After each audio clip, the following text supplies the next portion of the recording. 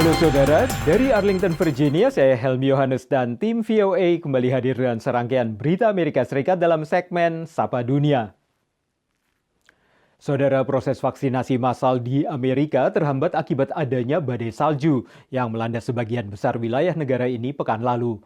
Otoritas setempat mencoba mengejar penundaan ini di saat jumlah korban meninggal akibat COVID mencapai hampir 500.000 orang.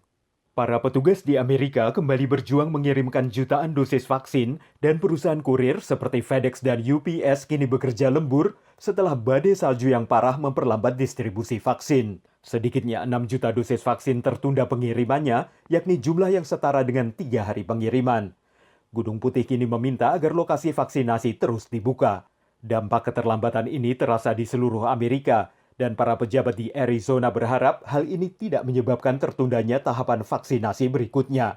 Kubu Demokrat di Kongres sedang berupaya meloloskan RUU paket bantuan COVID senilai 1,9 triliun dolar sebelum bantuan tunjangan pengangguran kadaluarsa pada 14 Maret.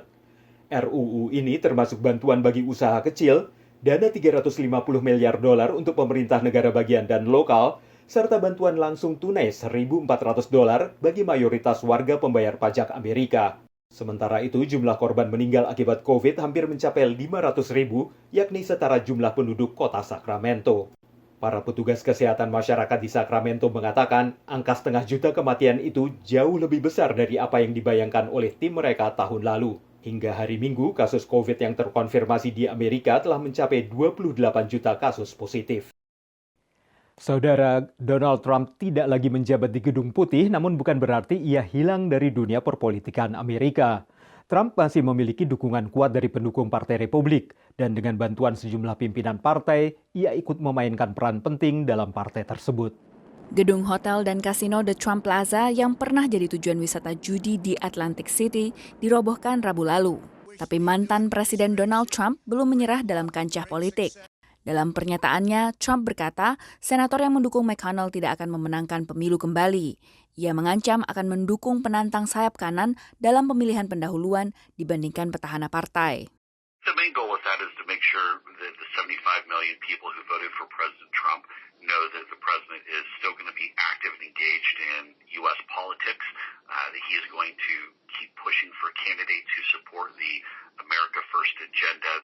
7 senator yang menyatakan Trump bersalah dalam sidang pemaksulannya kini menghadapi kritikan bahkan teguran keras dari partai. Hal ini mempertegas penolakan akar rumput Partai Republik untuk memisahkan diri dari sosok Trump. The Republican Party is a party of Trump. And unfortunately you have the principled, moderate conservatives, I would say center-right people, which is probably where I fall more politically, who I think feel sort of, I would say, homeless right now. Jejak pendapat baru-baru ini menunjukkan 75% pendukung Partai Republik ingin melihat sang mantan presiden memainkan peran penting dalam Partai Republik. We love you. We will be back in some form. Selain investigasi tindak kejahatan atas dugaan perannya dalam kerusuhan di Gedung Capitol dan campur tangan dalam Pilpres, masa depan politik Trump akan juga ditentukan oleh dugaan pelanggaran hukum atas penggelapan pajak dan penipuan asuransi yang sedang diselidiki oleh penuntut sejumlah negara bagian. Demikian laporan tim VOA.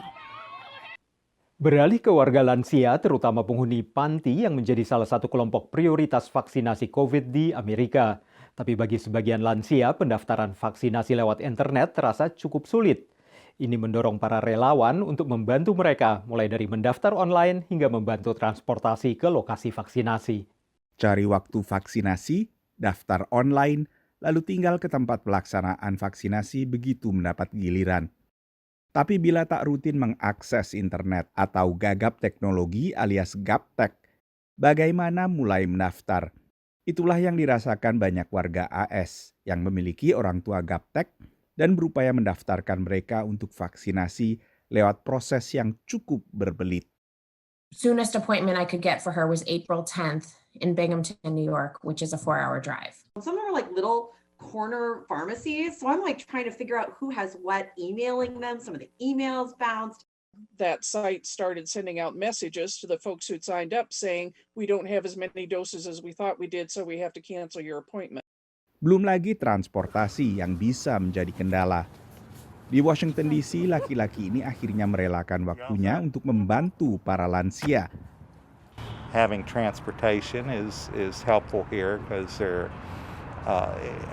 not all seniors drive any longer, and I'm happy to do that. Hari ini, ia mengantar Janet Fabstein, warga Washington usia 79 tahun yang tinggal sendirian di sebuah apartemen.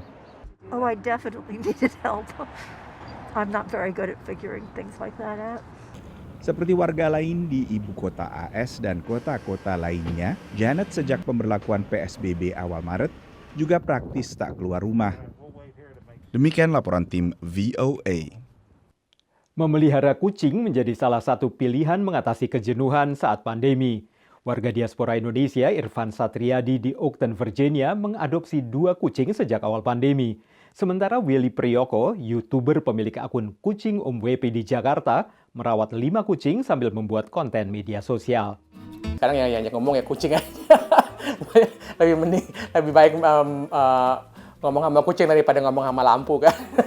Dan kewarasan saya sebetulnya terbantu karena hari-hari saya tuh ya dari bangun tidur dan ada selingan pekerjaan plus saya kan juga saya juga nge-build konten-konten di sosial media tentang kucing. Irfan Satriadi, diaspora Indonesia di Oakton, Virginia, dan Willy Priyoko, YouTuber dengan akun Kucing Om WP di Jakarta. Kedua cat lovers ini mengaku memelihara kucing membantu mereka melewati hari-hari di rumah saja selama pandemi. Irfan memiliki 2 ekor kucing, Spot dan Milk, yang diadopsi awal pandemi. Yang pertama sih kita online dulu ya, ngelihat pakai video gitu, kira-kira mau apa enggak gitu. Sudah, karena kan COVID. Nah karena sudah setuju, baru saya ke rumahnya dan langsung saya ambil dua kucing ini. Sementara Willy yang mulai memelihara kucing sejak 2018 tak merasakan kesulitan berarti dalam merawat ke-5 kucingnya. 3 tahun itu saya benar-benar melihara Pito, Molo, Leon, Cimoy, Rumi, ini kucing-kucing saya kayak keluarga gitu. Ada sense of fulfillness-nya gitu deh, punya kucing yang tadinya kecil. Beberapa kucing saya kan rescue. Willy yang berhasil melalui tahun 2020 dengan tetap tinggal di rumah, mulai membuat konten tentang kucing di YouTube dan media sosial lainnya sejak 2019. Kucing itu bulunya udah pasti rontok gitu. Jadi kalau pengen punya kucing lucu tapi nggak pengen punya bulu rontok, saran saya jangan pelihara kucing. Keduanya juga mengingatkan untuk terus menjaga komitmen saat pandemi berakhir dan dapat kembali bekerja di kantor. Dari Oakton, Virginia, dan Jakarta, Indonesia, VOA. Saudara, kami akan kembali dengan Sapa Dunia Senin depan. Terima kasih atas perhatian Anda. Dari Arlington, Virginia, saya Helmi Yohanes dan tim VOA.